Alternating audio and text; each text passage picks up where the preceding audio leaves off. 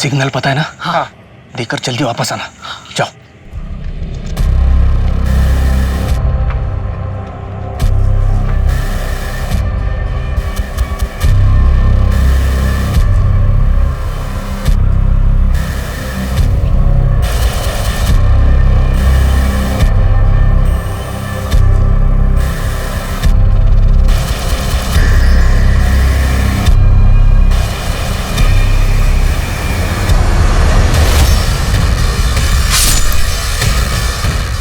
दिलीप, कहाँ हो तुम? दिलीप,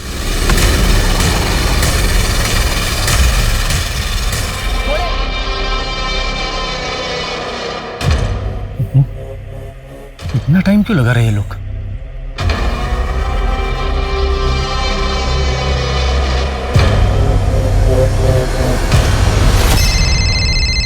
हेलो नंदा, क्या है? अरे मैं तो बस पूछ रही हूँ आप कब तक लौटोगे? जैसे ही काम खत्म होता है घर आ जाऊंगा। अब मेरा दिमाग पर। हेलो, क्या हो गया? हेलो।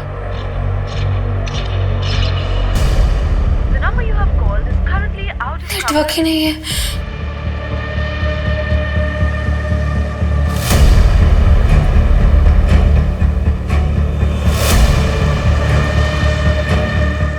मोहन, दिलीप,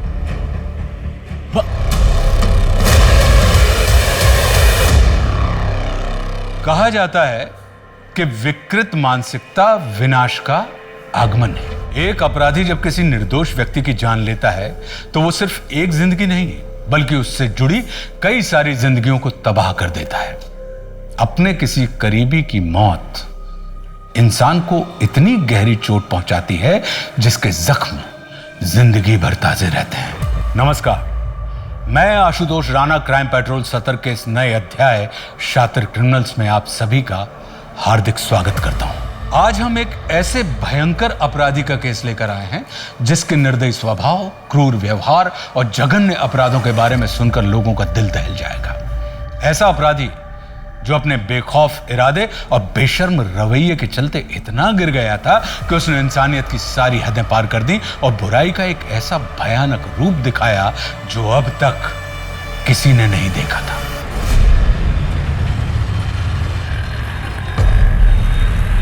मनीष, तू गप्पा बसा। लेकिन आई तू ऐसा कर कैसे सकती है? प्रॉपर्टी माझी है, इसमें से मैं तुझे कुछ भी नहीं देने वाली हूँ। अरे अगर ये जमीन तेरे नाम पे कर देना तो तू उसे भी बेच के खाएगा। पहले 2 रुपए तो कमा के दिखा मुझे, हैं? अक्खा दिन मवालीगिरी करते घूमता है। तेरे को पहले ही बोल रहा हुआ, उस जमीन पर मेरा भी हक है। चुपचाप उसे मेरे नाम पे कर दे वरना तू मुझे घर से बाहर निकालेगा। ये मेरा घर है और ये हरकत फिर से की ना, मैं तुझे घर से बाहर निकाल दूंगी। मुझे घर से बाहर निकालेगी? मुझे? अब समझ आया? अगर आइंदा मुझे घर से बाहर निकालने की बात की ना तो आंटी, आप ठीक तो है ना? पागल हो गया? अपनी माँ पे हाथ उठाता है? अबे तू होता कौन है रे हमारे घर के बीच में बात करने वाला? वो तो आई की मेहरबानी है करके तू यहाँ रह रहे, समझा ना? मेहमान है, मेहमान की तरह रहे। मनीष, देख बोल रहा हूँ, अगर दोबारा ऐसी गलती की ना पुलिस में कंप्लेन कर दूंगा। अबे ये धमकी किसी और को देना, समझा क्या? पुलिस में कंप्लेन करेगा? जा कर लेना जो करना है। खून आ गया है, आइए मैं दवाई लगा देता हूँ, आ जाइए। कितना खून निकला। कोई अपनी माँ पे हाथ उठाता है क्या? और आप कब तक ऐसे सहती रहेंगी? अरे वो हमारी कोथरूड वाली जमीन है ना, वो मैंने मेरी बेटी सीमा के नाम कर दी और मनीष को ना पूछा ना बताया, इसलिए वो नाराज हो गया है। गलती तो मेरी ही है ना। गुस्से में हाथ उठाना मनीष की गलती है। कब तक आप उसकी गलती को अपनी गलती बोलकर ऐसे सहती रहेंगी? भगवान न करे कल के दिन कुछ हो गया तो? सरला आंटी, ये क्या हुआ? कैसे लगा ये? आप ठीक हो ना? अरे काव्या बेटा, बस बस, वो मैं फिसल गई और मुझे चोट आई, लेकिन पंकज ने देखो ना पट्टी करके दी है मुझे। फिर झूठ ना, ये मनीष ने किया है ना? मेरे ही पिछले जन्म के कुछ भोग होंगे जो तुम दोनों मेरे बच्चे नहीं हो। आंटी, हम बच्चे ही तो हैं आपके। देख सीमा, मैं तुझे प्यार से बोल रहा हूँ, वो जमीन चुपचाप मुझे वापस कर दे। काव्या, हाय काव्या। शट अप मनीष, तुम्हारे जैसा गिरा हुआ इंसान मैंने आज तक नहीं देखा है। चलिए आंटी।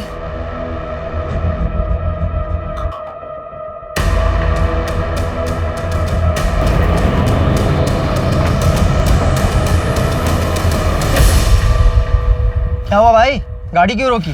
भैया थोड़ा आगे तक छोड़ दोगे क्या? हॉस्पिटल तक जाना है। मेन रोड तक छोड़ देता हूँ, वहां से ऑटो मिल जाएगा। मेरा कस्टमर पिकअप के लिए वेट कर रहा है। अच्छा ठीक है भाई। आओ बेटा।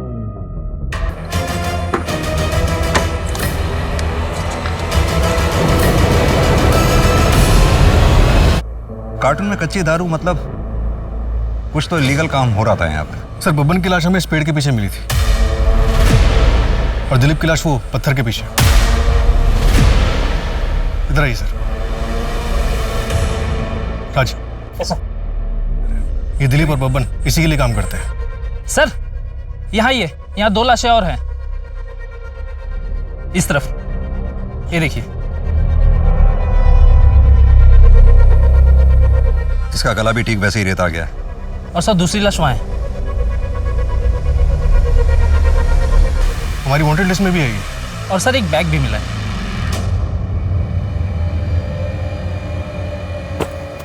लेकिन सर इसमें सिर्फ कागज के टुकड़े हैं, ये देखिए। जोशी, इसका मतलब यहाँ स्मगलिंग हो रही थी और ये चंदू अपने सामने वाली पार्टी को धोखा देने वाला था, इसलिए इस बैग में पैसे होने चाहिए थे और कागज के टुकड़े हैं। मतलब ये लोग आपसी मुठभेड़ में मारे गए? नहीं जोशी, 2 बॉडीज यहाँ मिली हैं, बाकी की बॉडीज वहाँ मिली हैं। इनका साथी रहा हो जो इन्हें मारकर भाग गया हो। एक आदमी 5-5 लोगों को कैसे मार सकता है? हाँ, ये हो सकता है कि एक से ज्यादा लोग रहे हैं। जोशी, इनके गले की नस काटी गई है, रिएक्ट करने का मौका ही नहीं मिला होगा।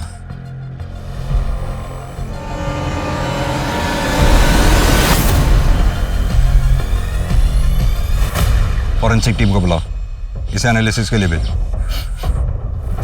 जोशी, तुम्हें कुछ गंध सी नहीं आ रही, जैसे कोई खुशबू इत्र वगैरह की हो? आतर हल्की हल्की आ तो रही है। सर यहाँ पीछे वाले रास्ते पे भी एक लाश मिली है। सर कंट्रोल रूम से इंफॉर्मेशन मिली है, राजेंद्र नगर के बैक रोड पर एक कैब खड़ी है, उसमें खून के धब्बे हैं। चलो।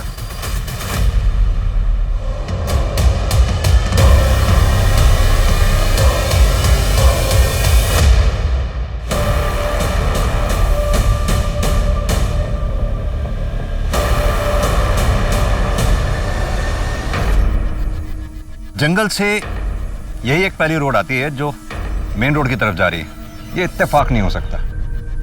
गावड़े, एक काम करो, आसपास के घर में पता करो कहीं सीसीटीवी लगा हुआ या किसी ने कुछ देखा हो। शर्मा, इन लोगों की स्टेटमेंट ले लो और यहीं रुकना, मैं कैब देख कर आ रहा हूँ।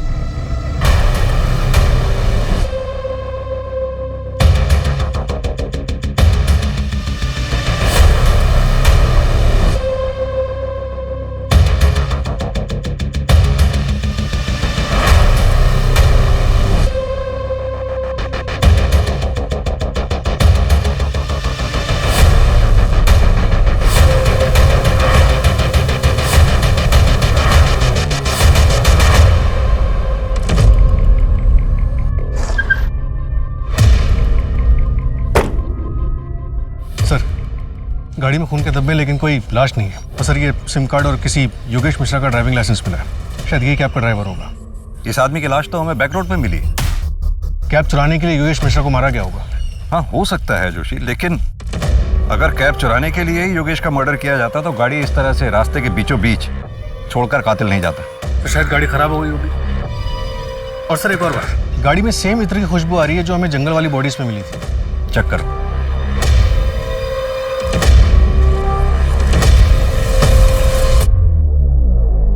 सर गाड़ी में डीजल खत्म है। इसका मतलब कातिल गाड़ी से उतरकर पैदल गया होगा। जोशी, एक काम करो, पेट्रोलिंग कड़ी करवाओ, इससे पहले कि वो कातिल किसी और को अपना शिकार बनाए, हमें उसे धर दबोचना हो। सर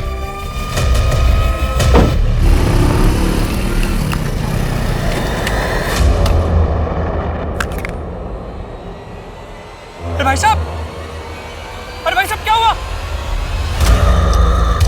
अबे अबे पागल हुआ क्या?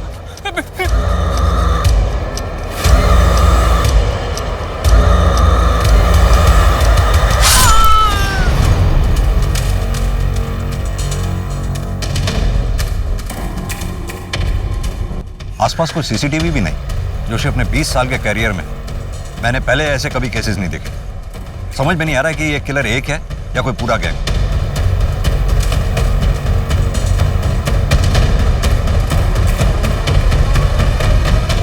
केमिस्ट शॉप से पता करो ये बिल किसे इशू हुआ। सर। हेलो। क्या?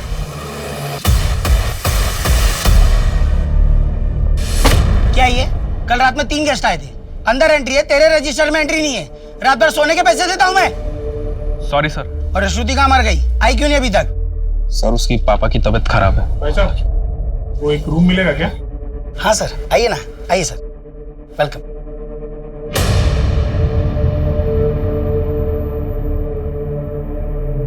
नाम क्या है sir? Lucky Tiwari. Sir Aadhaar card please.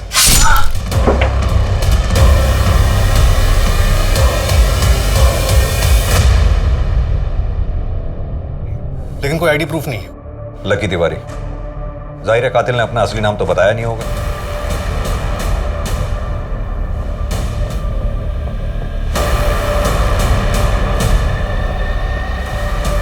Sir कोई सीसीटीवी नहीं है। कुछ समझ नहीं आ रहा सर। एक दिन में 9 मर्डर करके ये किलर आखिर प्रूफ क्या करना चाहता है? वही तो जानना है। न जाने कैसे मीडिया वालों को भनक लग गई और वो जंगल वाले क्राइम स्पॉट पे पहुंच गए सर। सर आप टेंशन ना लें सर, इस केस को मैं खुद मॉनिटर कर रहा हूँ जी, जल्दी कंट्रोल करेंगे सर। जी सर, मैं आपको अपडेट करता रहूँगा। ओके सर, जय हिंद।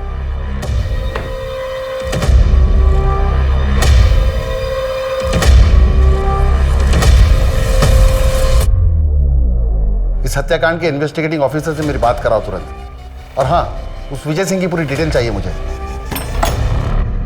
अरे विजय, क्यों भड़का रहा है लोगों को मेरे खिलाफ? भड़का नहीं रहा हूँ शेट्टी साहब, उनको उनका हक दिला रहा हूँ जो आप नहीं देना चाहते। कौन बोला है? 1 महीने का पगार एक्स्ट्रा दे रहा हूँ, समझा ना? और तू ज्यादा लीडर मत बन। लीडर बनने का कोई शौक नहीं है मुझे। 3 महीने का पगार दे दीजिए, वरना क्या? वरना क्या? जानता है मैं कौन हूँ? हाथ मत लगाइए शेट्टी साहब, वरना अंजाम अच्छा नहीं होगा। अंजाम तो बेटा मैं अब तुझे दिखाता हूँ क्या होता है। क्या? कच्ची दारू? नहीं सर, वो मैं पहले करता था, अभी वो बंद कर दिया। अभी सिर्फ देसी दारू, वो भी लीगल है सर। ये कच्ची दारू का धंधा विजय करता होगा सर, मेरे पीठ पीछे। विजय के साथ झगड़ा हुआ था तुम्हारा? हाँ सर, वो विजय मेरे वर्कर्स को मेरे खिलाफ भड़का रहा था, लेकिन उसके इस काले धंधे के बारे में मेरे को कुछ नहीं पता। ये हाथ पे निशान कैसा है? ये सर वो राखी बंधाई थी, टूट गई। क्यों सर?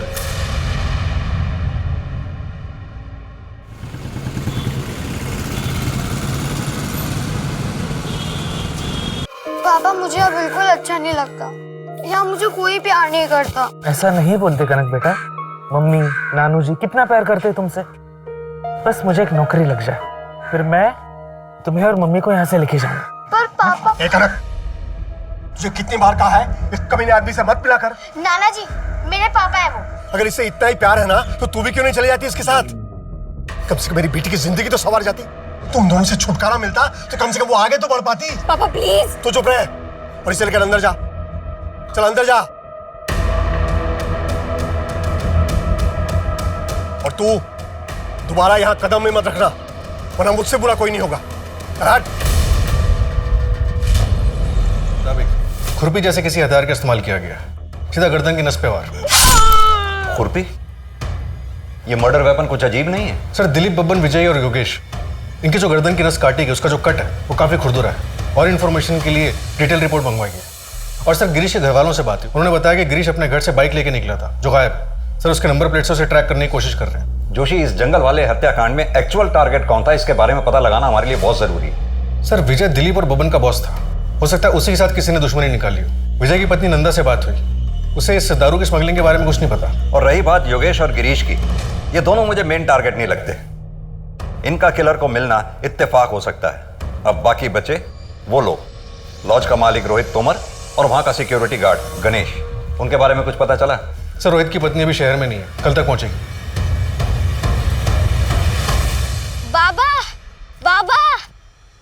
आई खाना खाने बुलाई। अबे नालायक, सब बिगाड़ दिया ना तूने, बिगाड़ दिया ना सब कुछ। हाँ? सुधर जा। जल्दी तो, टिफिन लेट हो रहा है। हाँ हाँ बस 1 मिनट, बस रेडी है। हाँ आज रात को लेट आऊंगा, ठीक है? ठीक है, बाय बाय।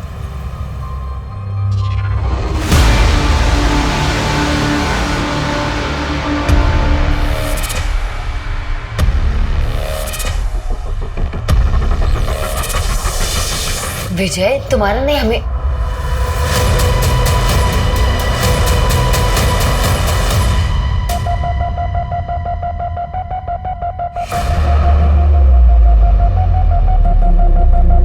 नंदा, कब तक हम विजय से ऐसे ही छुप छुप के मिलते रहेंगे? तुम चलो, हम कहीं भाग चलते हैं। तुम पागल हो गए हो क्या? मैं ऐसा भाग नहीं सकती। जैसा चल रहा है ना वैसे चलने दो। इसका मतलब विजय जब तक तुम्हारी जिंदगी में, तुम शादी नहीं करोगी।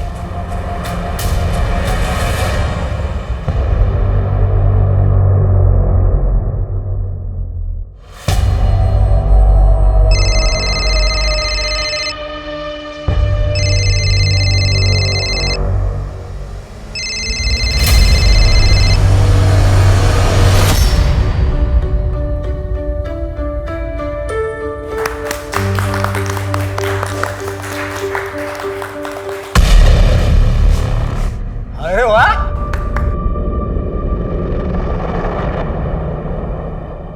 तुम तो बड़ी खूबसूरत लग रही हो। और ये मनीष, बे पता है जा रहा हूं, लेकिन तू शादी भले ही इससे कर रही है, स्वागत तो नहीं मनाऊंगा ना।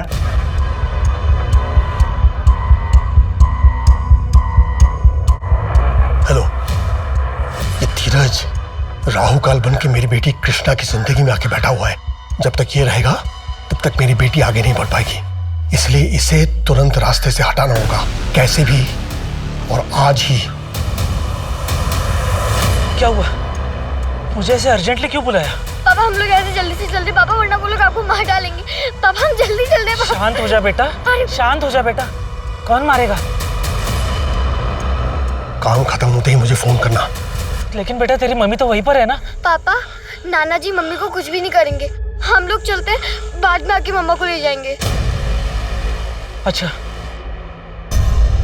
लेकिन विष्णु जी, आप तो कह रहे हो धीरज गुप्ता कनक के पिता है, तो उनके साथ जा सकती है ना, गलत क्या है उसमें? अरे सर, आप समझ ही नहीं रहे हो। मेरी नातिन कल रात से गायब है और उस धीरज ने कुछ गड़बड़ किया है। 1 नंबर का कमीना है वो, आप पकड़िए उसे। सर मैं अपने मतलब धीरज के घर भी जाकर आई, पर वहाँ पे ताला लगा हुआ है। मुझे बहुत चिंता हो रही है सर, अब प्लीज उन दोनों को ढूंढ लीजिए, नहीं वो किसी मुसीबत में ना हो सर। प्लीज सर, प्लीज उन्हें ढूंढ लीजिए। सर, वो मेडिकल शॉप जिसकी रिसीट मिली थी वो पिछले कुछ दिनों से बंद है, उसका ओनर गायब है, हम उसे ट्रैक कर रहे हैं। और शेट्टी, उसके बारे में कुछ मिला? सर, उसका सीडीआर और कॉल लोकेशन सब क्लीन है। विजय के मर्डर वाले दिन वो अपने घर पे ही था। जोशी, अगर शेट्टी को ये काम करना ही होता तो वो अपने हाथ गंदे क्यों करेगा? हो सकता है इस काम के लिए उसने सुपारी दी हो। अपना खबरी नेटवर्क एक्टिवेट करो। Okay sir. सर, एक अजीब बात पता चली। एक ऑटो वाले ने हमें बताया कि उसने क्राइम सीन के पास एक औरत को ड्रॉप किया था और विजय की बीवी नंदा का कॉल लोकेशन सुबह 5:30 बजे क्राइम सीन के पास था और नंदा के सीडीआर में गैंगस्टर राकेश मोरे का नंबर भी मिला है। तो नंदा को थाने बुलवाओ।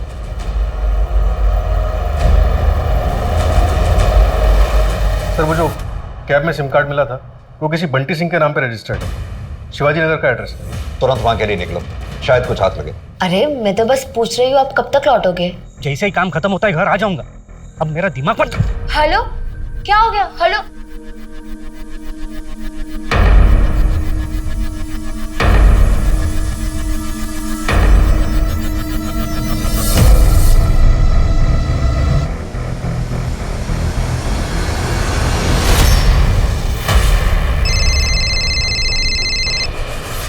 हेलो, कौन? हेलो नंदा, मैं बोल रहा हूँ। राकेश, तुम कहाँ हो? मैं कब से तुम्हारा फोन ट्राई कर रही हूँ, तुम्हारा फोन बंद है। वो सब मैं मिलके बताता हूँ। 20 मिनट में अपने घर के पीछे मिलो, मैंने सब कुछ सेट कर दिया है। मुझे पता था कि विजय स्मगलिंग के लिए कहा जाता था, इसीलिए मैं वहां गई। तुमने ये बात पहले क्यों नहीं बताई हमें? साहब मैं बहुत डर गई थी, समझ नहीं आ रहा था मैं क्या करूं। मैंने घर जाके राकेश का भी इंतजार किया, वो नहीं आया। कहानियां गढ़नी बंद करो नंदा।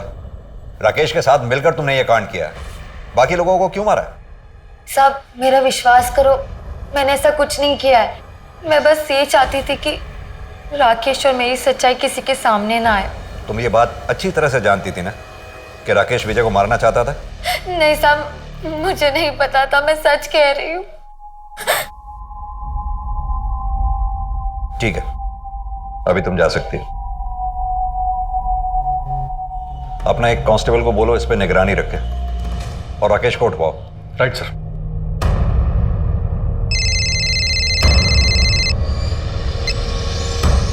जय हिंद सर।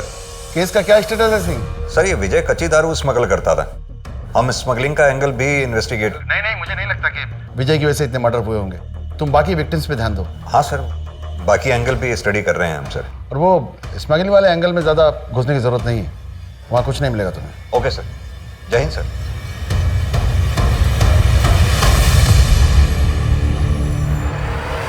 मासूम कनक को बड़ी बेरहमी के साथ मारकर जंगल में फेंक दिया गया था।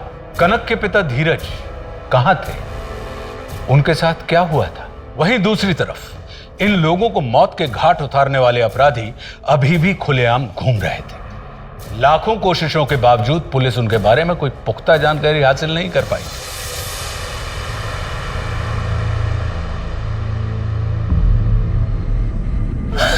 कनक, बच्ची उठो ना मेरी बेटी, क्या हो गया तुझे?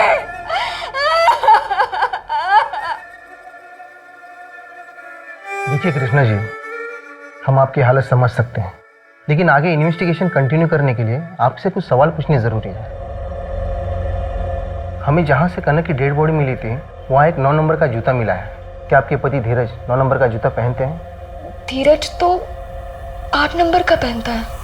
और आपके पिता विष्णु जी? सर वो पापा शायद 9 या 8 नंबर का पहनते हैं। सर शेट्टी का राइट हैंड सतीश के सीडीआर में हिस्ट्री शीटर मुन्ना का नंबर मिला है। इन दोनों के बीच पिछले महीने काफी बातचीत हुई थी।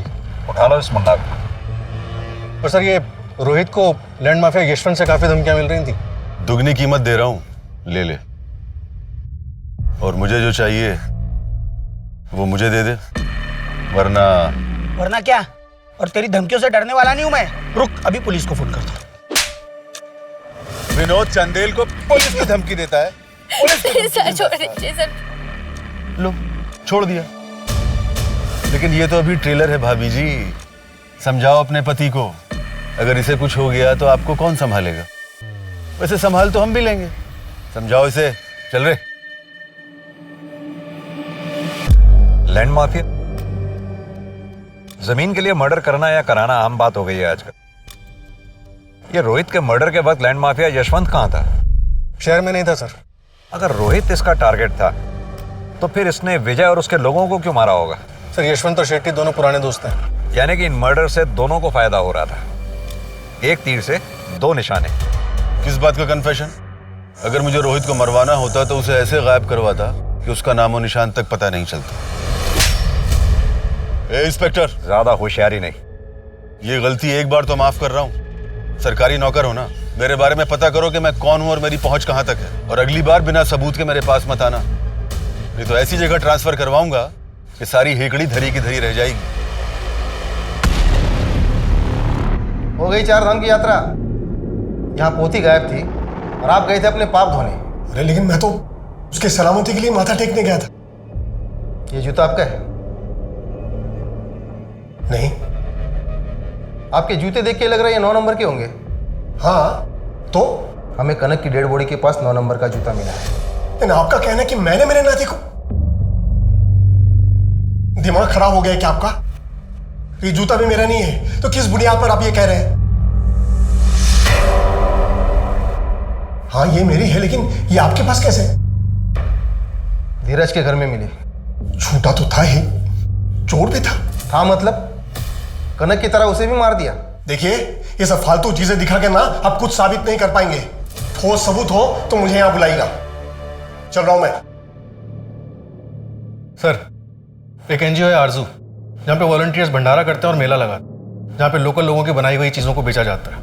उसी में इत्र भी बिकता है, वैसा ही जैसे हमें क्राइम साइट पे मिला था। सर एनजीओ के वॉलंटियर्स की लिस्ट में एक नाम सामने आया, नटवर मलिक, और मेडिकल शॉप के ओनर ने बताया कि जो रिसीट बनाई गई थी वो किसी नटवर के नाम से बनाई गई थी, और जो दवाई ली गई थी वो बिना डिटेल्स के बेची नहीं जा सकती। जोशी, अगर ये नटवर ही किलर है तो बहुत शातिर खिलाड़ी है ये।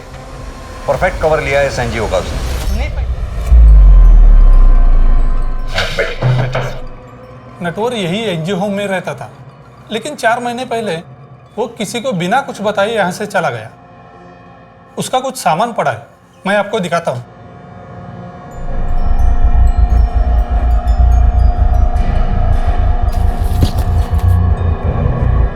उससे कोई मिलने भी आता जाता था यहाँ? उसका एक दोस्त था, वो भी कभी कभी यहाँ वॉलंटियरिंग करने आता था और दोनों साथ में ही रहते थे। उसके दोस्त की या उसकी कोई फोटोग्राफ या डिटेल होगी आपके पास? ऐसे वॉलंटियर्स की कोई डिटेल्स हम नहीं रखते। एक बात बताइए, आपके एनजीओ के स्टॉल पे जो इत्र बिकता है कौन बनाता है उसको?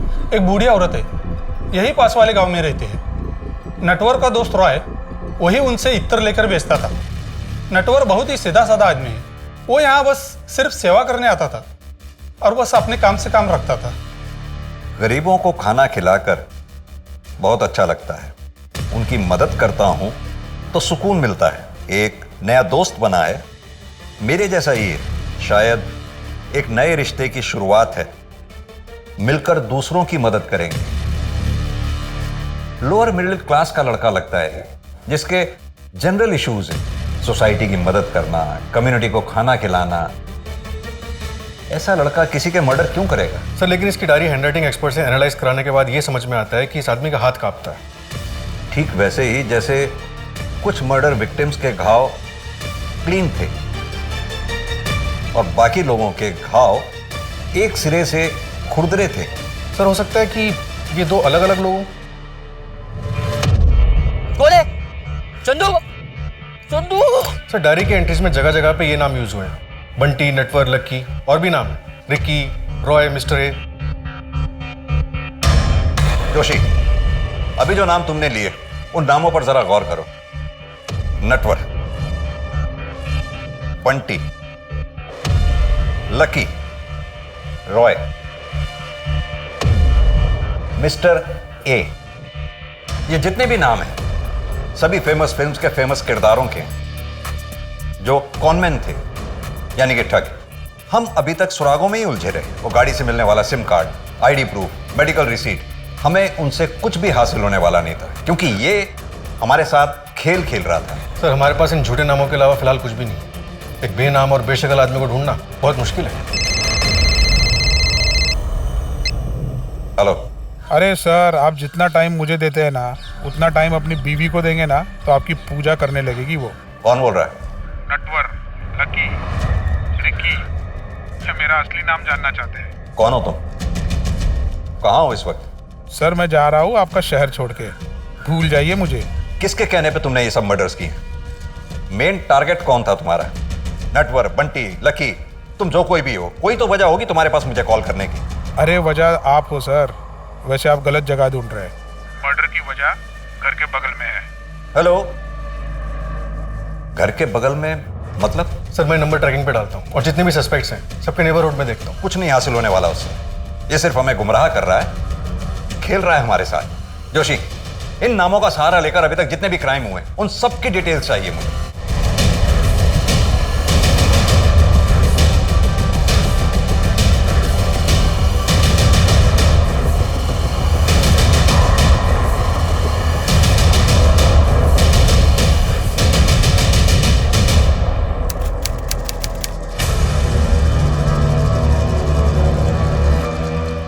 सर कोलकाता वाले हत्याकांड की सारी डिटेल्स आ गई। तुम्हारा कहने का मतलब है 19 मर्डर्स हुए हैं वहां? हाँ सर वही है, सारे मर्डर्स एक ही तरीके से किए गए और सर एक फिंगरप्रिंट भी मिला है, लेकिन वो रांची वाले फिंगरप्रिंट से मैच नहीं करता। हो सकता है शायद दोनों पार्टनर्स के फिंगरप्रिंट्स हो। डेटाबेस चेक किया तुमने? किसी भी कॉन्ट्रैक्ट क्लियर के साथ कोई भी मैच नहीं हुआ, सिर्फ ये प्रोफाइल शॉट मिला धुंधला सा। जिस गली में मर्डर हुआ उसकी अगली गली में भागता हुआ दिखा था, काफी अंधेरा था। इसकी गर्दन पर कोई चोट का निशान है या फिर कोई टैटू हो सकता है। एक काम करो, ये प्रोफाइल फोटोग्राफ लैब में भिजवाओ और अपने सुपरविजन में क्लीन करवाओ, शायद कोई टैटू का डिजाइन मिल जाए। मिस्टर नटवर, कहां छुपे हो तुम?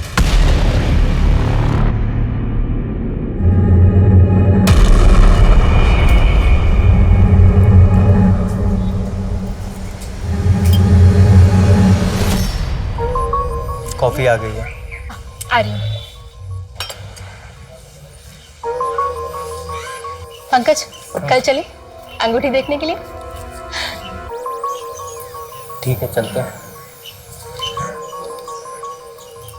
पंकज, अगर तुम अपने पास्ट को अभी तक नहीं भूले हो तो कोई बात नहीं, हम थोड़ा और टाइम ले सकते हैं। ऐसा नहीं है तन्वी, बस काव्या की याद आ गई थी। वो मेरा अतीत थी, अब तो मेरी आज हो।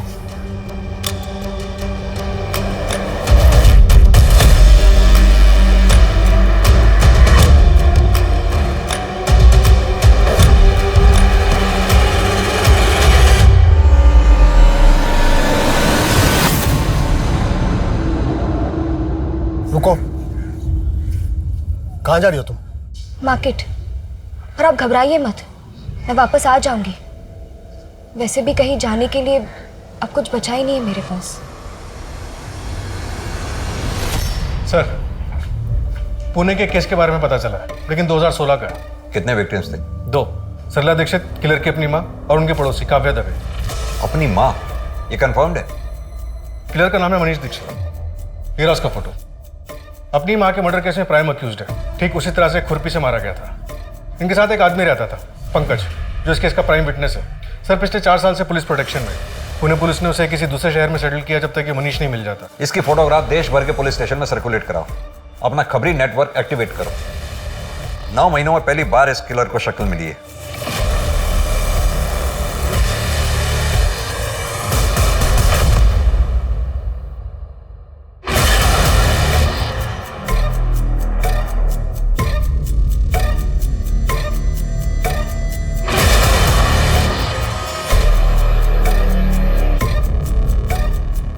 सर, मनीष को भोपाल में देखा गया। वहाँ के एक चाय वाले ने भोपाल पुलिस को इन्फॉर्म किया।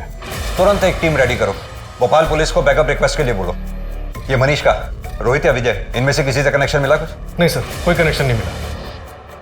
मुझे कुछ तो मिसिंग लग रहा है।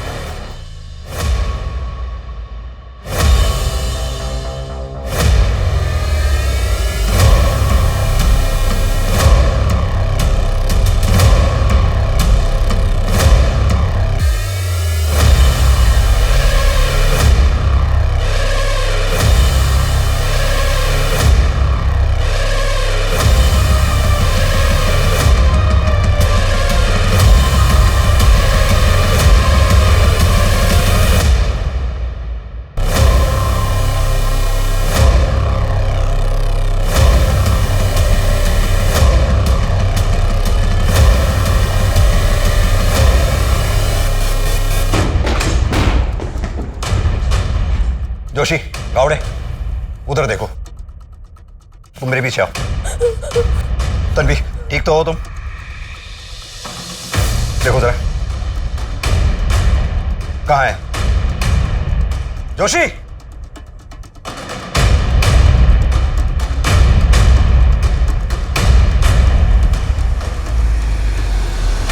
पंकज, तुम जल्दी घर आ जाओ। कोई मनीष नाम का आदमी घर आ गया था। मनीष? तन्वी सुनो, तुम घबराओ मत, मैं अभी आ रहा हूँ। सर, हमने भोपाल के सभी एग्जिट पॉइंट्स पे नाकाबंदी कर रखी थी सर, बट अनफॉर्चुनेटली मनीष हमारे हाथ से निकल गया।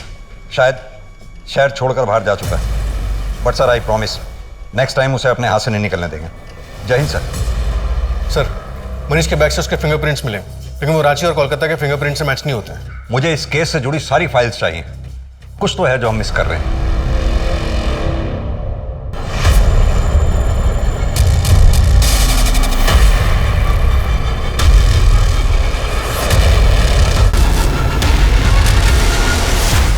गावड़े, मुंबई की फाइल नहीं, लखनऊ की फाइल चाहिए भाई। कहां हो तुम? इतनी महीनों से कड़ी मेहनत कर रहे हैं, प्रमोशन करवा दूं आपका? कौन? इतने दिनों से आप मुझे ढूंढ रहे हैं और आज जब आपके सामने हूं, आपने पहचाना भी नहीं। दिल तोड़ दिया आपने।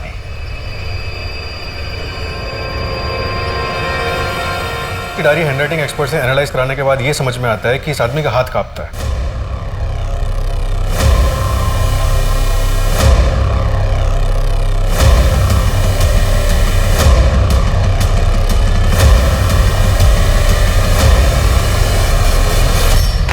किस नाम से पुकारूं तुम्हें? आपके साथ अपना सा लगता है, भले ही दूर का हो, पर रिश्ता लंबा सा लगता है। कार्तिक, कार्तिक शुक्ला कह के बुलाइए, जो नाम मेरी माँ ने मुझे दिया था।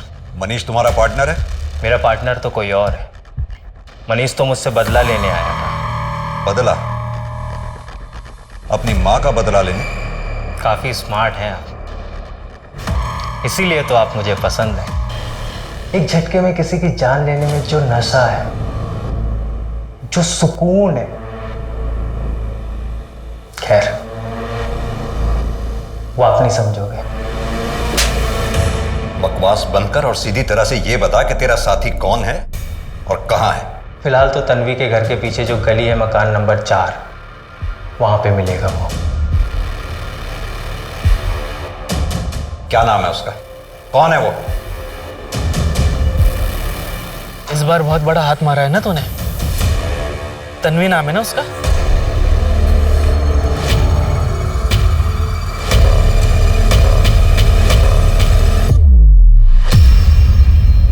तो बोर नहीं हुआ इन सब चीजों से? ये सारा खेल पुराना सा लगता है।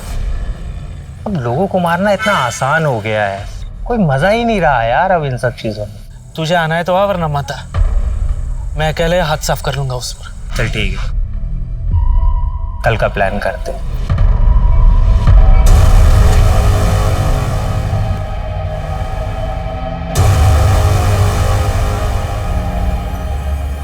क्यों? इतने लोगों की जान लेने की वजह क्या थी तेरे पास? अगर वजह होगी तो सजा कम मिलेगी क्या? मेरे लिए तो ये एक नशा है। वैसे आप मुझे कभी पकड़ नहीं पाते, वो तो मुझसे आपकी तड़प देख ही नहीं गई और मैं बोर हो चुका था, इसलिए मैं खुद चला आया। अब वो मजा नहीं रहा लोगों को मारने में, अब आराम करना है जेल जाके। पंकज राणा उर्फ कार्तिक शुक्ला और धीरज गुप्ता अपराध जगत के ऐसे शातिर, बेरहम और कुख्यात दरिंदे थे जिन्हें अपने किए पर रत्ती भर भी पछतावा नहीं था, जिन्हें अपने स्वार्थ के आगे कुछ भी गवारा नहीं था। लेकिन उनके इतने भयंकर अपराधों के बावजूद इस केस का सबसे चौंका देने वाला वाकया तब हुआ जब सालों तक जुर्म करने के बाद पंकज राणा ने एक दिन अचानक पुलिस थाने आकर अपने आप को पुलिस के हवाले कर दिया।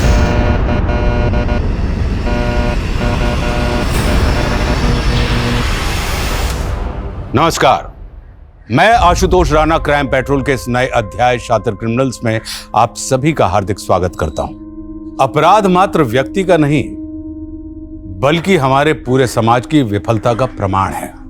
स्त्री के अपने गुण होते हैं और पुरुष के अपने गुण होते हैं, लेकिन जब से समाज ने औरतों को पुरुषों से कम आंका है तब से लेके आज तक औरतें अपने बराबरी के हक के लिए संघर्षरत हैं। औरतों के साथ हो रहे अत्याचार कहीं ना कहीं पुरुष की मानसिकता का घोतक है कि वो औरत के साथ कुछ भी कर सकता है और औरत उसका कुछ भी नहीं बिगाड़ सकती। आखिर कौन था वो अपराधी जो भरी दोपहर अपने अपराध के लिए उपयुक्त जगह का चुनाव करता है और फिर बेखौफ होकर एक महिला को उस जगह ले जाकर अपनी हवस का शिकार बनाता है? कहां से आता है ऐसा दुस्साहस? कहीं ऐसा तो नहीं कि ऐसे दरिंदों के सर से कानून का खौफ खत्म हो गया है, या औरतों पर होती दरिंदगी की खबरों को सुनते सुनते इन अपराधियों ने ऐसे कुकर्मों को अपना हक समझ लिया है?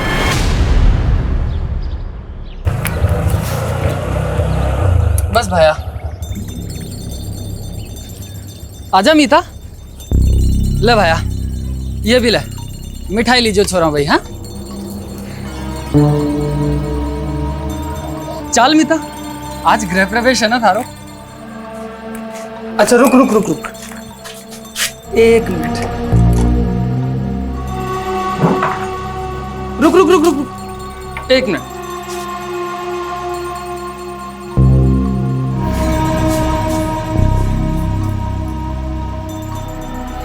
चल आजा।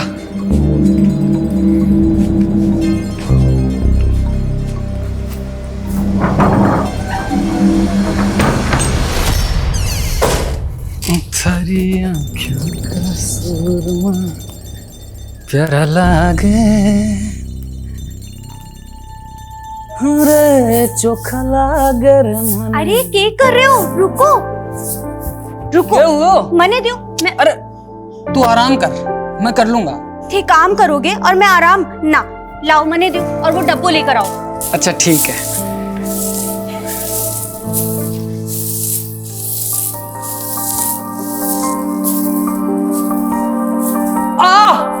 कहीं हुई हो? लग गई। क्या कर रहे हो? कोई आ जाएगा। शर्मा रही हो, मेरे से शर्मा रही है। देख, आज से हम दोनों एक दूसरे की परछाई हैं, एक दूसरे के सच्चे साथी, दुख में भी और सुख में भी, है ना?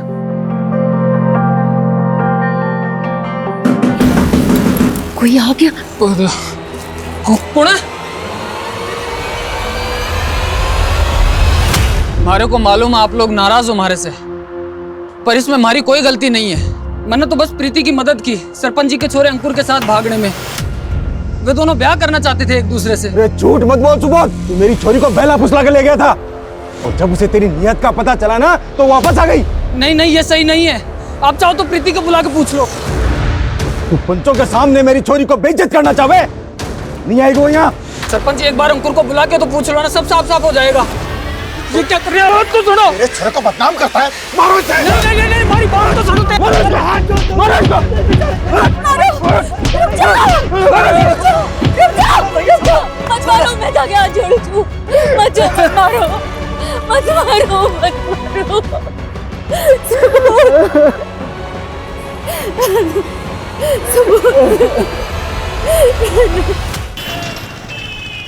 रेनू, तुम्हारी भाग्य रेखा देखी मैंने, पक्का कोई लॉटरी लगने वाली है।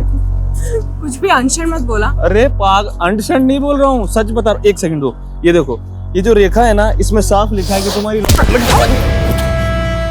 वे बहुत तेज चल रहा है। हीरो समझते अपने आप को?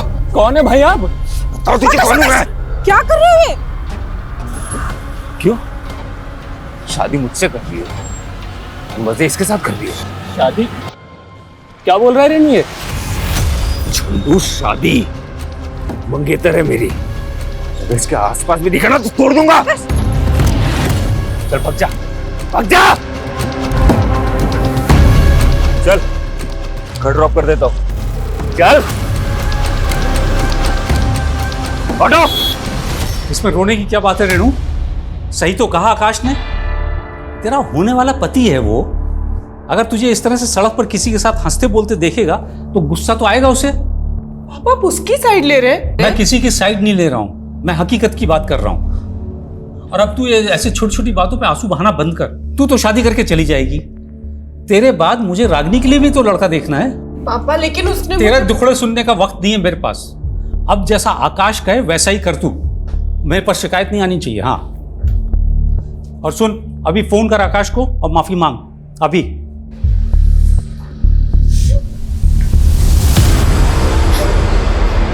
अरे बस ठीक हूं मैं। अपनी हालत तो देखो, कितनी बुरी तरह मारा है उन लोगों ने।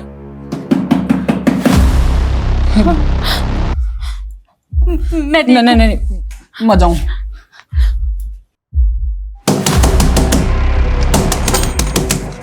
सुबोध, क्या हो गया? अरे भाग यहाँ से। अरे क्यों? गांव वाले आ रहे हैं तुझे मारने के लिए। क्या बात कर रहे हो ज्ञान? अरे सरपंच और प्रीति के घर वालों से तूने दुश्मनी मोल ले ली है। और ये किस चोरी से ब्याह करके ले आया तू? क्या सोचा था गांव वाले तेरा स्वागत करेंगे? तारे को तो सब कुछ मालूम है ज्ञान। पूरा गांव जानता है प्रीति और अंकुर की प्रेम लीला के बारे में। अंकुर के दबाव में मैंने सब कुछ किया। मीता से शादी करने के लिए मुझे कुछ पैसों की जरूरत थी, वो पैसे मांगे मैंने अंकुर से और उसके बदले में ये काम किया। तो अरे ये सब कुछ उन लोगों को कौन समझाएगा? उनके सर पर तो खून सवार है।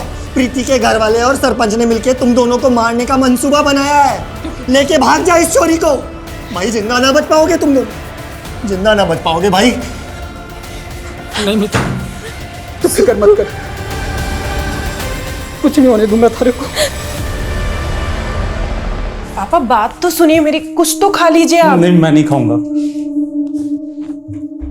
पहले तो आकाश को फोन करके माफी मांग। ठीक है पापा, मैं आकाश से माफी मांगने को तैयार हूँ। क्यों दीदी? आप क्यों आकाश से माफी मांगोगी? माफी तो उसे आपसे मांगनी चाहिए। शादी से पहले ही पापा वो दीदी पर इतने हुक्म चला रहा है, तानी शादी के बाद तो क्या करेगा? मैं तो आपसे कह रही हूँ, आप ये रिश्ता तोड़ दो। क्या अड़चन पक रही है? रिश्ता ना हुआ पेड़ पे लगा हुआ फल हो गया। जब जी चाह तोड़ दिया। अरे ऐसे रिश्ते बार बार नहीं मिलते। इंजीनियर है आकाश, लाख रुपए की उसकी तनख्वाह है। होगी, लेकिन पापा जिस घर में दीदी खुश ही नहीं रहेंगी वहां उस पैसे का क्या काम? चुप कर तू अभी छोटी है, तुझे समझ नहीं है। मैं जो कुछ भी कर रहा हूँ इसके भले के लिए कर रहा हूँ, और तू उल्टा सीधा मत डाल इसके दिमाग में। लेकिन पापा,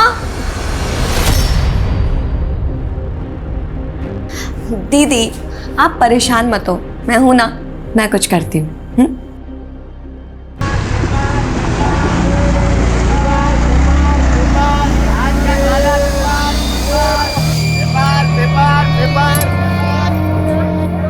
लो भैया, क्या देख रही है?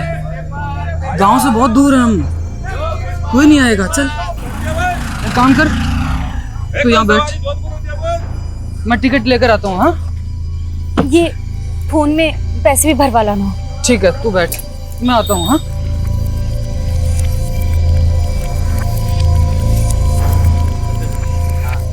छोड़ूंगा नहीं। क्या नहीं छोड़ेगा? है हलवा समझा है क्या?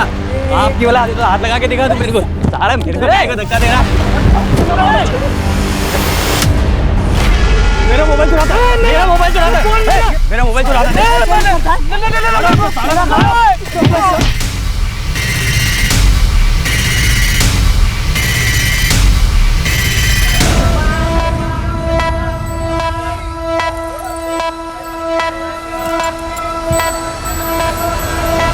अब मैं चोर नहीं हूँ साहब, वो दोनों गुंडों ने मारे को फंसा दिया साहब। झूठ मत बोल, सबने देखा था तुझे, तेरे पास दो थे। अब उन दोनों में से एक तो मेरा फोन था, एक मेरी बीवी का फोन था साहब। सब हुआ क्या था कि मैं जा रहा था, उन दोनों में से एक बंदा मेरे से टकराया और मेरे गिर गया साहब, मेरा फोन भी गिर गया। उनमें से एक मेरा फोन उठा के बोलता है कि ये मेरा फोन है, मेरा फोन है, और वो चोर चोर चिल्लाने लग गए साहब। सब मेरी बीवी बस स्टैंड पे मेरा इंतजार कर रही है साहब। बस पुलिस के सामने जो भी आता है ना, दुख भरी कहानी सुनाता है। एक दिन लॉकअप में रहेगा ना तो सब कबूल कर लेगा। बंद करो इसको लॉकअप में। साहब मैं सच कह रहा हूँ साहब, मैं कुछ झूठ नहीं बोल रहा साहब, मैं चोर नहीं हूँ साहब। अभी साहब, आप जिसको ढूंढ रही हैं उनको तो मैंने दिल्ली की बस में चढ़ते हुए देखा है। क्या? हाँ, आइए आपको दिखाते हैं कौन सी बस में चढ़े। आइए पास में आइए।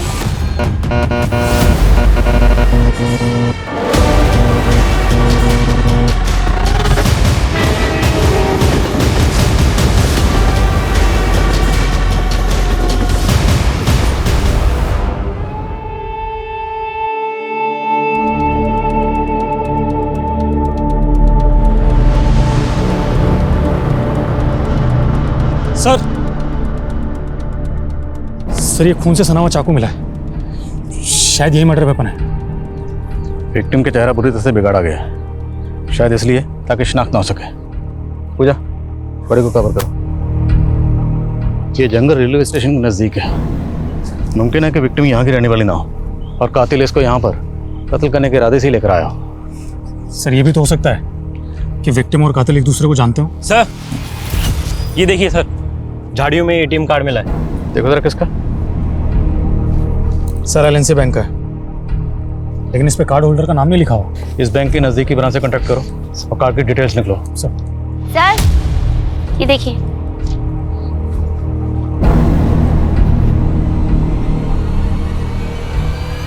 माँ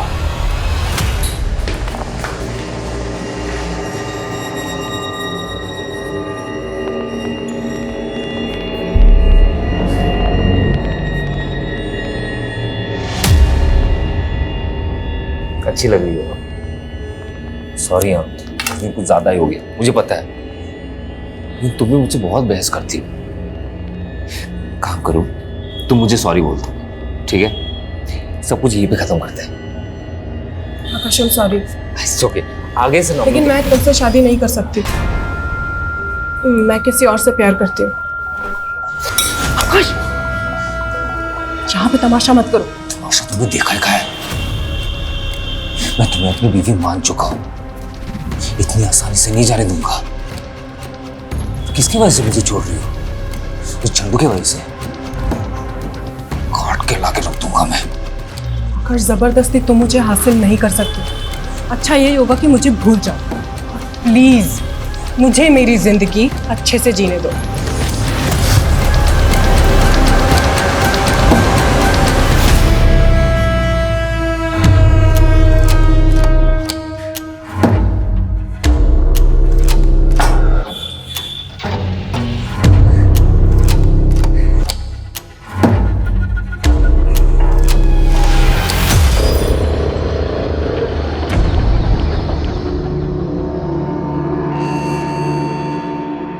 अब आप पूछे इनसे, इनको कितनी बार मैंने कहा कि चोर मैं नहीं वो लोग हैं, मगर सर इसके पास 2 फोन थे तो कंफ्यूजन हुई।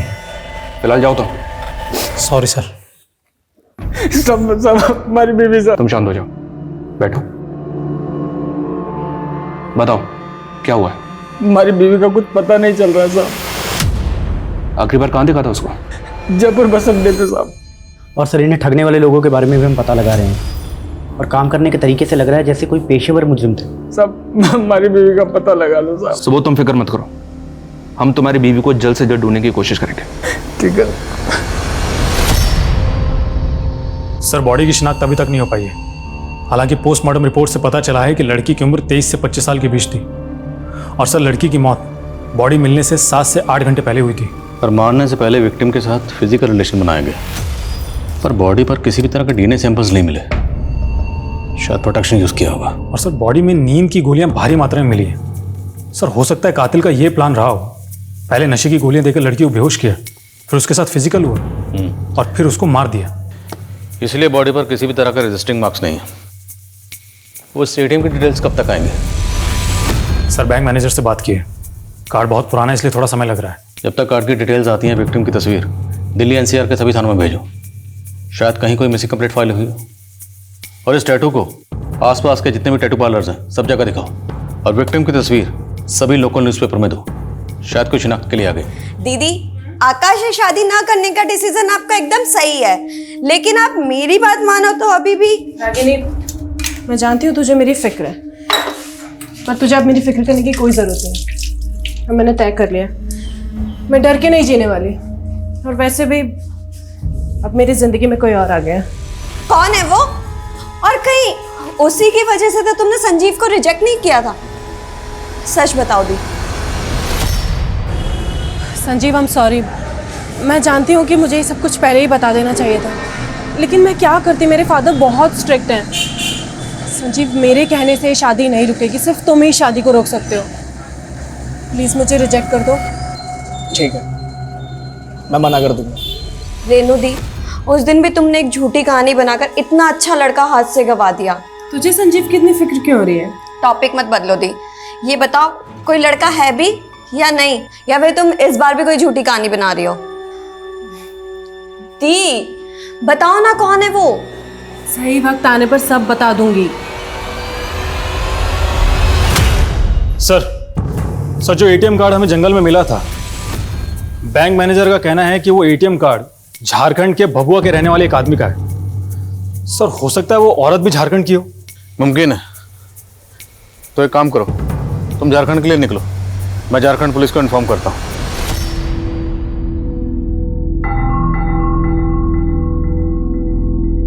रेणु, कहाँ है तू? इधर आ, बाहर आ। जी पापा, क्या हुआ?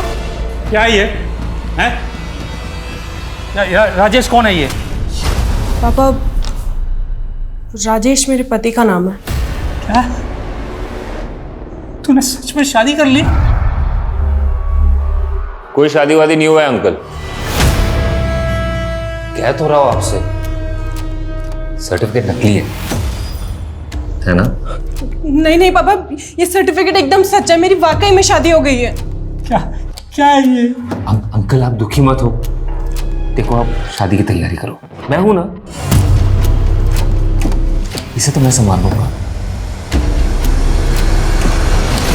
मैं तुझ जैसे गुंडे से कभी शादी नहीं करूंगी। निकल जा मेरे घर से बाहर, निकल जा बाहर जा। अंकल, तेरी शादी आकाश से ही होगी। सॉरी आकाश। अरे अंकल आप माफी क्यों मांग रहे हैं? प्लीज बुरा मत मान। नहीं नहीं नहीं अंकल आप टेंशन क्यों ले रहे हैं? मैं कह तो रहा हूँ आपसे, मैं संभाल लूंगा सब कुछ। अब शादी की तैयारी की क्या कर रहे हैं रेणु? मुझे मारेगी? मार।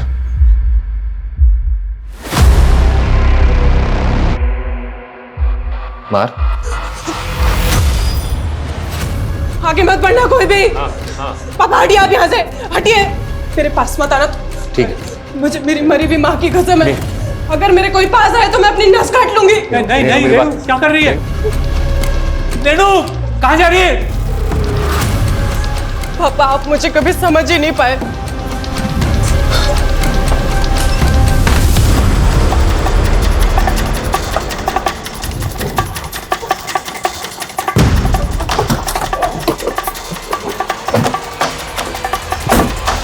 मुजाहिद आपका ही नाम है? जी साहब, हमारा एटीएम कार्ड चोरी हो गया था साहब। हम पंजाब में जेसीबी चलाने का काम करते हैं। अभी 2 हफ्ता पहले जब हम दिल्ली बस अड्डे पे बस का इंतजार कर रहे थे, तभी अचानक एक आदमी आधम का। कौन आदमी? साहब हम बस का राह देख रहे थे, तो आदमी हमसे आकर बोला कि हम भी झारखंड जाने वाले हैं। साहब वो हमसे बतियाने लगा, हमें बाथरूम जाना था, तो हमसे कहने लगा कि हम संभाल लेंगे तुम्हारा सामान। हमने भरोसा कर लिया साहब उस पर और लौट गए। जब वहाँ लौट कर वापस आए तो ना तो वो आदमी वहां पर था, ना हमारा सामान। और उसी बैग में तुम्हारा एटीएम कार्ड भी था? अरे एटीएम कार्ड का साहब, हमारा पर्स, हमारा मोबाइल, पैसा, कपड़ा लत्ता सब कुछ उसी में था। मुझे तुम्हारा फोन भी चोरी हुआ था ना? जी साहब। उसका IMEI नंबर है तुम्हारे पास?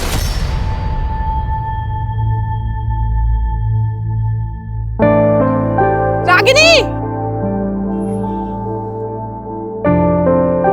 रागिनी रुक, मारी हूँ। रागिनी, रागिनी, अच्छा हुआ तुम मिल गई। रागिनी मैं कल दिल्ली जा रही हूँ। मुझसे बात मत करो तुम। Ragini I am so sorry, पर तू ही बताना मैं क्या करती। वो उस आकाश से शादी करके अपनी जिंदगी तो नहीं बर्बाद करती ना? पर मेरी कर दी ना। मतलब तुम तो चली गई, पर तुम्हारे किए की सजा मुझे भुगतनी पड़ेगी। रागिनी एक मिनट, साफ साफ बता हुआ क्या है? आकाश बेटा, हाँ बाबा, मुझे माफ कर दे, मैं अपना वादा पूरा नहीं कर पाया। देखिए जैसे हाथों की सारी उंगलियां एक जैसे नहीं होती, वैसे ही सारी औलादें एक जैसे नहीं होती। आप अपना वादा पूरा कर सकते हो अभी भी।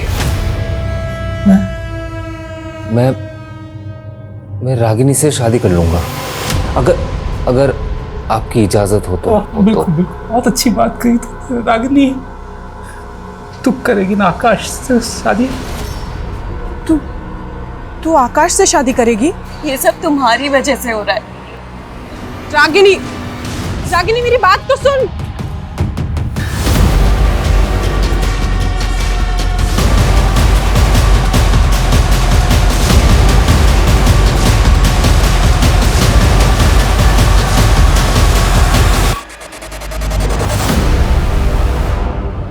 सर मुजाहिद का जो फोन चोरी हुआ था उसको सर्विलेंस पे डाल दिया है।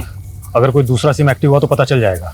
सर विक्टिम की बॉडी का क्या करना है? डॉक्टर का कहना है कि बॉडी तेजी से गल रही है। डॉक्टर से बॉडी का DNA प्रिजर्व करने के लिए कहा और उसके बाद अंतिम संस्कार करवा दो। और विक्टिम की तस्वीरें दी थी अखबार में, उसे भी कुछ पता नहीं चला? सर फिलहाल तो नहीं।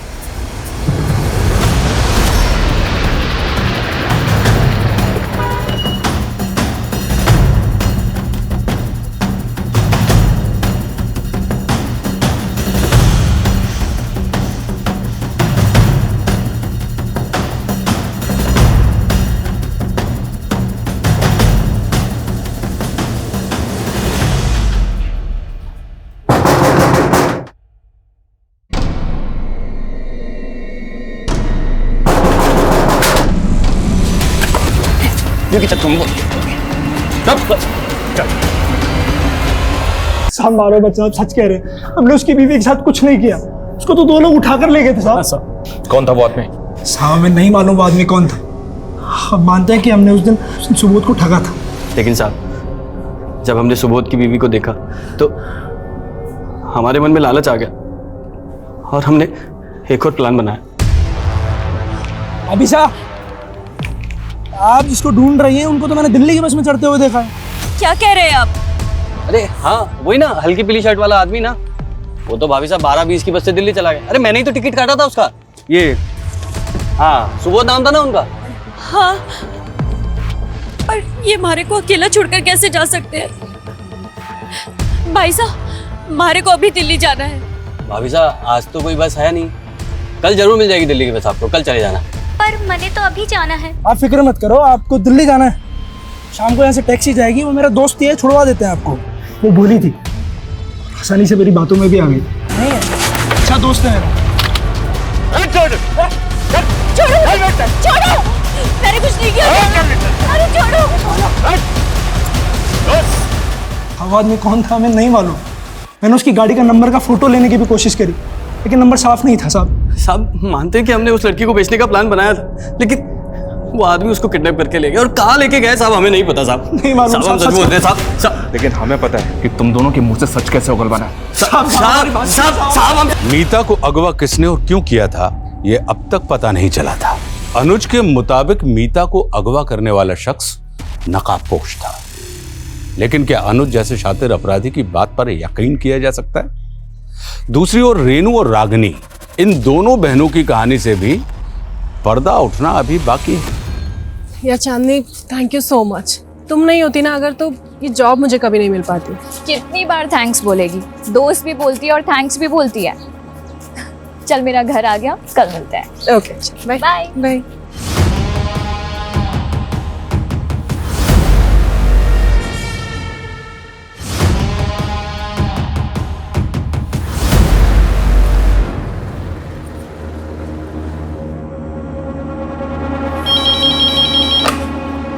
हेलो।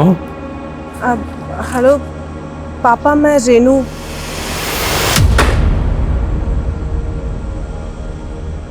लेकिन साहब, हमारी बीवी को कोई किडनैप क्यों करेगा साहब? सुबोध, हम भी पहले ऐसे ही सोच रहे थे और इसीलिए उन दोनों के साथ हमने सख्ती भी की, पर वो दोनों अपनी अपनी बात पे अड़े हुए हैं कि उन दोनों ने मीता के साथ कुछ भी नहीं किया।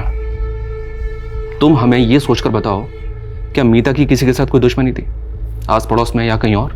मीता की तो नहीं साहब, लेकिन हमारी दुश्मनी है सब हमारा गांव में।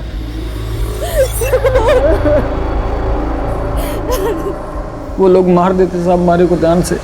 तो तुम्हें लगता है कि प्रीति के फादर विजय और गांव का सरपंच मीता को अगवा कर सकते हैं? धोखा और दुश्मनी इंसान आसानी से नहीं भूलता साहब। कहीं उन लोगों ने हमारी मीता को। तुम चिंता मत करो, फिलहाल तुम घर जाओ, जैसे ही कुछ पता चलेगा हम तुम्हें बता देंगे। ठीक है साहब। शर्मा, इस सुबोध के गांव जाकर हमें इंक्वायरी करनी होगी। हो सकता है कि वहां से मीता के बारे में हमें कोई पुख्ता लीड मिले। साहब, इंसान को पहचानने में मात खा गया मैं। वो आकाश जिसे मैंने अपने बच्चों से ज्यादा माना, कातिल निकला। पापा, पुलिस ढूंढ रही है उसे, और अच्छा ही हुआ कि रेनू दीदी हम सबको छोड़कर चली गई, वरना उनकी जिंदगी तो बर्बाद हो जाती।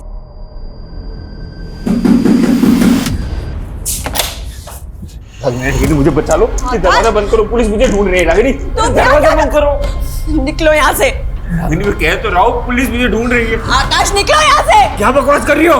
तुम मेरी होने वाली बीवी हो। मेरा तुमसे कोई रिश्ता नहीं है, चलो निकलो यहाँ से। निकलो। वो ठीक करिए, तुम्हारा उससे अब कोई रिश्ता नहीं है। तेरा भी पल निकल आया क्या? छोड़ो पापा को, आकाश छोड़ो। मैं इस घर से नहीं जाऊंगा। मैं भी देखता हूँ कौन मुझे तो इस घर में नहीं रखता। मैं भी देखता हूँ कौन निकालता है। बाहर जा। यहाँ मत रुक। नहीं, नहीं रह सकता। निकलो यहाँ से, वरना जान से मार डालूंगी। निकलो यहाँ से। छोड़ूंगा नहीं तुझे।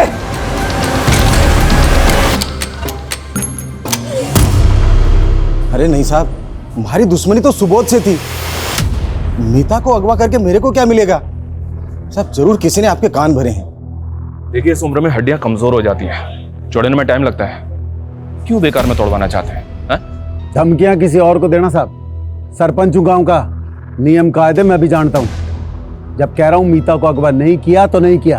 कोई सबूत है आपके पास? सबूत हो ना तब आना। जयराम जी की। सर मुजाहिद का जो फोन चोरी हुआ था वो जयपुर में एक्टिव हुआ एक नए नंबर के साथ। किसका नंबर है?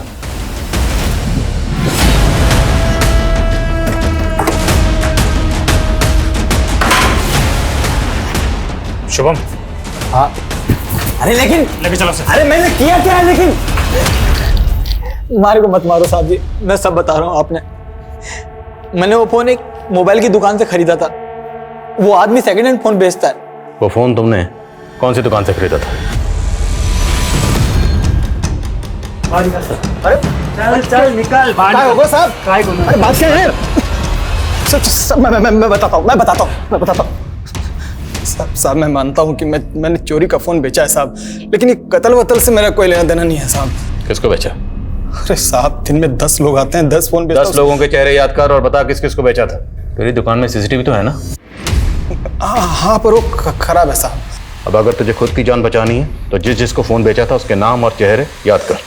नहीं साहब, मैं चेहरे याद करता हूँ। और वो आप लोग क्या बनवाते हैं? स्केच प्रशांत, जो भी स्केचेस बनवाए उन्हें मुजाहिद से वेरीफाई करो। जी सर मेरे ख्याल से लड़की की पहचान करवाने की हमें फिर से कोशिश करनी चाहिए। सर एक बार फिर से अखबार में फोटो दे दो।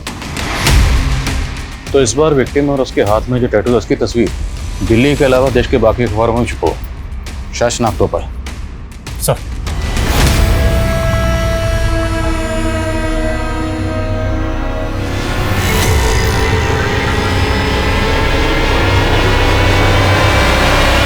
सर प्रशांत के बनाए स्केचेस में से एक स्केच को मुजाहिद ने आइडेंटिफाई कर लिया है।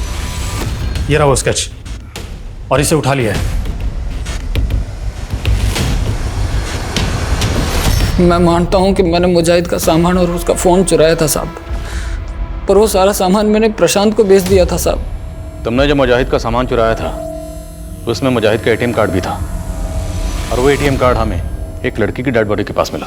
वहाँ कैसे पहुँचा? मतलब तुमने पहले उस लड़की का मर्डर किया, सामान प्रशांत को भेजा, और वो एटीएम कार्ड तू गलती से वहीं भूल गया, है ना? साहब ये सच नहीं है साहब, मैं कोई खूनी नहीं हूँ साहब। मारे को तो ये चोरी भी मजबूरी में करनी पड़ी थी साहब। एक हफ्ते पहले मारे को भी वहीं पर लूटा था किसी ने, उसी जगह पर। हमारे पास तो जयपुर आने का भी पैसा नहीं था साहब, और मजबूरी में मारे को भी वही जुल्म करना पड़ा जो हमारे साथ हुआ था। इस टैटू को देख और बता, तूने ये टैटू किसी लड़की के हाथ में देखा था? नहीं साहब। अगर ये सबूत सच बोल रहा तो हमें इस केस को रीलुक करना पड़ेगा। हमसे कहीं ना कहीं कोई ना कोई चूक तो हुई है। सर सुबोध का स्टेटमेंट वेरीफाई करने के लिए मैंने प्रशांत को पुलिस स्टेशन बुलाया था, लेकिन उसका फ़ोन बंद आ रहा है। सर प्रशांत का घर और दुकान दोनों जगह चेक किया, दोनों जगह ताले लगे हुए हैं। खबरियों को काम पे लगाओ, लेकिन ढूंढो इस प्रशांत को। जी सर। इस प्रशांत ने भागकर कम से कम इतना तो साबित कर दिया कि इसका इस केस से कोई ना कोई ताल्लुक तो है। सर खबरियों ने पता लगाया है कि मीता को जीबी रोड के एक ब्रोथल में बेचा गया। वो ब्रोथल मुन्नी नाम की एक औरत चलाती है। उसने बताया कि 5 महीने पहले मीता एक अपने कस्टमर के साथ भाग गई थी। एक काम करो, लोकल पुलिस की मदद से मीता की सर्चिंग शुरू करो। मैं तब तक उसके पति सुबोध को इन्फॉर्म करता हूँ। Okay sir.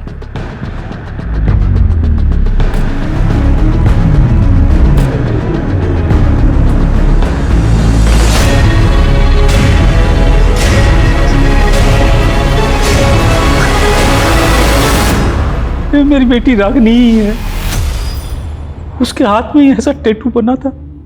वो अपनी बहन रेणु को ढूंढने यहाँ दिल्ली आई थी। मुझे क्या पता था एक बेटी की तलाश में दूसरी बेटी भी खो दूंगा। रागिनी का फोन स्विच ऑफ है। क्या आपके पास आपकी बड़ी बेटी रेणु का फोन नंबर है? मुझे उसका पुराना नंबर याद है। नंबर बताइए। सर रेणु का फोन स्विच ऑफ आ रहा है, लेकिन मोबाइल कंपनी से पता चला है कि उसने नंबर लेने के लिए इलेक्ट्रिसिटी बिल सबमिट किया था, जिस पर फरीदाबाद का एड्रेस है। फरीदाबाद? जी सर जब वहाँ पहुंचे तो मालूम चला कि रेणु फरीदाबाद से जयपुर जा चुकी है। और जयपुर में कहाँ रह रही है आजकल? सर ये तो पता नहीं चला है, लेकिन सर रेणु फरीदाबाद के जिस एड्रेस पर रहती थी उसी एरिया में चांदनी नाम की लड़की भी रहती थी, जिसका कुछ दिनों पहले मर्डर हुआ था। और सर ताज्जुब की बात तो ये है कि चांदनी का मर्डर भी वैसे ही हुआ था जैसे रागिनी का मर्डर हुआ था। क्या दोनों विक्टिम्स को मारने से पहले नशे की दवा दी गई? हाँ सर, और सर इतना ही नहीं, दोनों लड़कियों का रेप भी हुआ था, और चांदनी की लाश भी रेलवे ट्रैक के पास के जंगलों में मिली थी। लेकिन चांदनी रागिनी की बहन रेणु की बहुत अच्छी दोस्त थी। रेणु की बहन रागिनी का कत्ल ठीक उसी तरह से हुआ जैसे रेणु की फ्रेंड चांदनी का। माजरा क्या है? Sir come sir Ragini call records.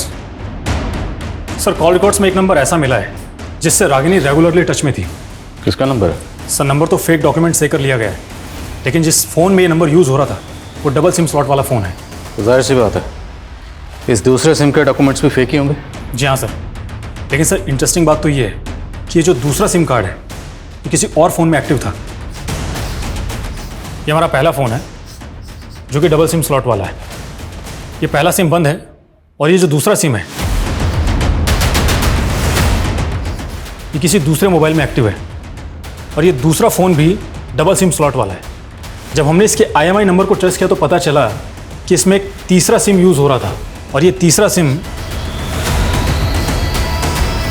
अब किसी और फ़ोन में एक्टिव है। और सर ये सिम जिसके नाम पर रजिस्टर्ड है उसके बारे में पता चल गया है। कौन है वो? हमारी बात को भरोसा करो साहब, वो चोरी का फ़ोन था जो मैंने प्रशांत से खरीदा था। अब उसके पहले किसने इस्तेमाल किया, कब किया, मैंने क्या मालूम साहब। एक बार तुम पर भरोसा करके गलती कर चुके हैं, लेकिन वो गलती दोबारा नहीं दोहराएंगे। मर्डर केस है। जिस लड़की का कत्ल हुआ ना उसकी एक नंबर पर लगातार बात होती थी और जिस नंबर पर बात होती थी और जिस मोबाइल इंस्ट्रूमेंट में वो सिम इस्तेमाल होता था उस मोबाइल इंस्ट्रूमेंट के तार तेरे मोबाइल से जुड़ रहे हैं। इस बार सीधे सीधे पूछो, सीधे सीधे बता दे। अगर नहीं बताएगा ना तो उल्टा लटकाएंगे और इस बार इतना मारेंगे। हाँ तो मारो ना साहब, मारो, लेकिन सच यही है साहब कि किसी खून से मेरा कोई लेना देना नहीं साहब। हमारी तो किस्मत ही खराब है जो ये सारे दुख और ये मुसीबत एक साथ हमारी किस्मत में आ लिखे। और साहब अगर आप बोल रहे हो कि मैं खूनी हूं तो हमारी बीवी मीता को खूनी कौन है साहब? मतलब आप साहब बोल क्या कहना चाहता? साहब मेरी बीवी मीता का खून हो गया था साहब और मैंने जयपुर थाने में रिपोर्ट भी लिखवाई है। आप चाहो तो पता कर लो। सो बहुत बुरी खबर है तुम्हारे लिए। तुम्हारी बीवी मीता को दिल्ली में एक कोठे पर बेचा गया था। हम उसे ढूंढ ही रहे थे कि हमें उसकी ये फोटो मिली। पानीपत में उसकी लाश मिली हमें। किसी ने उसका गला दबा के मार दिया था उसे। सर मुझे नहीं लगता सुबोध खूनी हो सकता है। मैंने पता किया है, इसकी वाइफ का मर्डर हुआ था और ये बात सच है। हालांकि चांसेस कम है पर फिर भी क्वेश्चनिंग करते रहो। प्रशांत के बारे में कुछ पता चला? सर तलाश जारी है। ढूंढो उसे। सर साला भी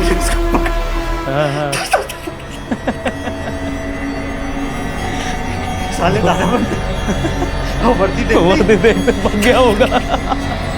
साला क्या बात है? हेलो, हाँ मैं हॉस्पिटल में हूँ।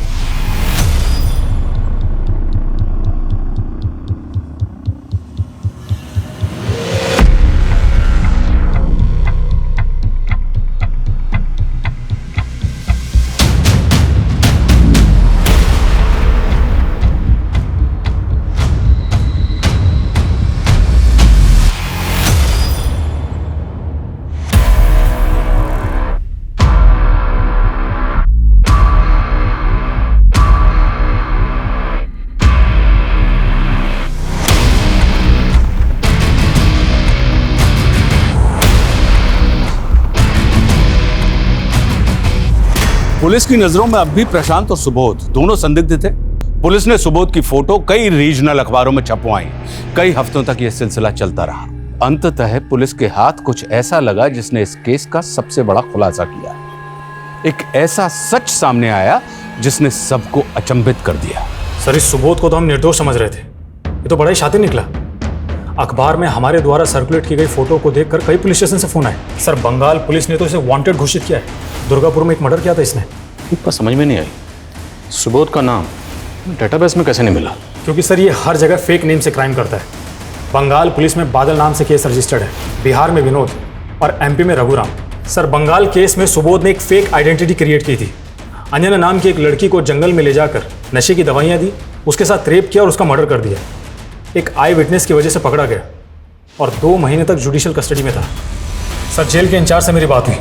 उसका कहना है कि सुबोध जेल में चार्ल्स शोबरा जैसे सीरियल किलर्स की किताबें पढ़ता था और दूसरे कैदियों को भी सीरियल किलर्स की कहानी सुनाता था। Serial killer? इस सुबोध की दिमागी हालत मुझे कुछ ठीक नहीं लग रही। सर जेलर को भी यही लगता था, तो उन्होंने साइकेट्रिस्ट को कंसल्ट किया और साइकेट्रिस्ट का कहना था कि सुबोध सेक्स एडिक्ट है और उसके लिए वो मर्डर भी कर सकता है। अच्छा, इसकी जमानत तो हुई नहीं होगी, फिर ये छूटा कैसे? सर सुबोध ने वही तरीका वहाँ अपनाया जो उसने यहाँ अपनाया था। सुसाइड का नाटक करके अस्पताल में भर्ती होकर चकमा देकर भाग गया। अच्छा, सुबोध ने बंगाल के अलावा और कहाँ मर्डर किए? सर सुबोध ने कुल 11 मर्डर किए हैं अलग अलग नाम से, और सब में विक्टिम औरतें थी। गुजरात, मध्य प्रदेश, पंजाब, हरियाणा में भी मर्डर किए सुबोध ने। तो मतलब अगला मर्डर ये दिल्ली में नहीं कहीं और करेगा। ये कहीं ना कहीं तो अगले शिकार की तलाश में होगा। वर्मा, इससे पहले ये किसी और मासूम को अपना शिकार बनाए, ये सुबोध मुझे सलाखों के पीछे चाहिए। सर हेलो,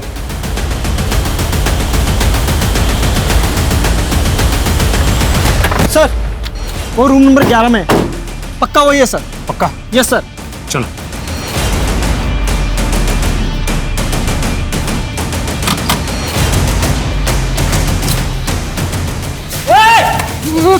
सुबोध, बहुत घुमा लिया तूने हमें, अब पुलिस स्टेशन चलने का समय आ गया। लेके चलो इसे। खूब दौड़ाया ना आप लोगों को,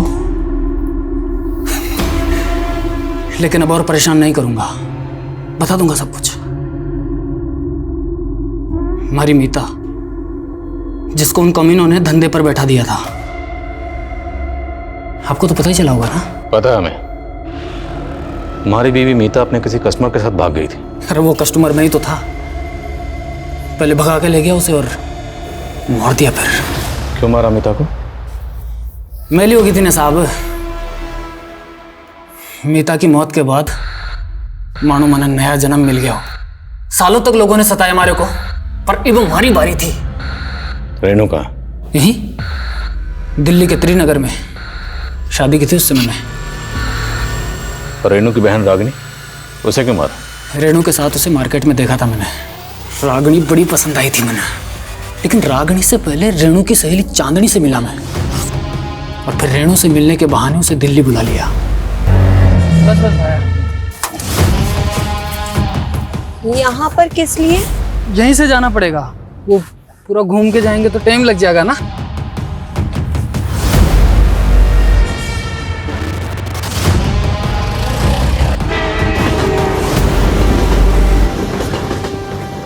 अरे थक गई है, एक काम कर। और कितना दूर जाना है? ये जूस पी ले, पी ले, पी ले। और पी ले।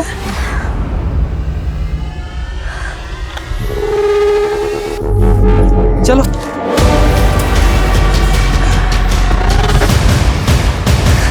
ये सब वैश्यपना क्यों करता था? हमारे को भी शोभराज भैया की तरह अलग अलग लड़कियों को चखने का चस्का लगा था। तूने सभी विक्टिम्स को किसी रेलवे स्टेशन के पास वाले जंगल में ले जाकर मारा, और वहां ले जाकर मारने से पहले तूने नशे की दवाई देता था। कहां से सीखा ये सब? अभ्यास किया था साहब, खूब पढ़ता था मैं जेल में, और इतना ही नहीं, प्रोटेक्शन यूज करता था हर बार, ताकि आप लोगों को कोई सबूत ना मिले। सोचा था कि शोभराज भाई का रिकॉर्ड तोड़ दूंगा।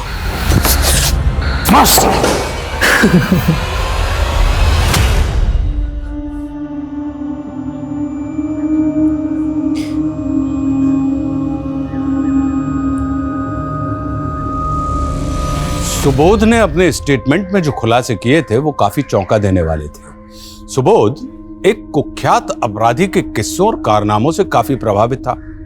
उस अपराधी को वो अपना आदर्श, अपना रोल मॉडल मानने लगा था, और उसके जैसा बनने की सनक में वो ठीक उसी अंदाज में अपराध किया करता था। सुनने में कितना विचित्र लगता है ना, लेकिन अफसोस कि ये आज के युग की सच्चाई है। जिस तरह मनोरंजन के नाम पर खबरों को सनसनीखेज बनाकर हमारे सामने पेश किया जाता है, यह भी इसकी एक वजह है।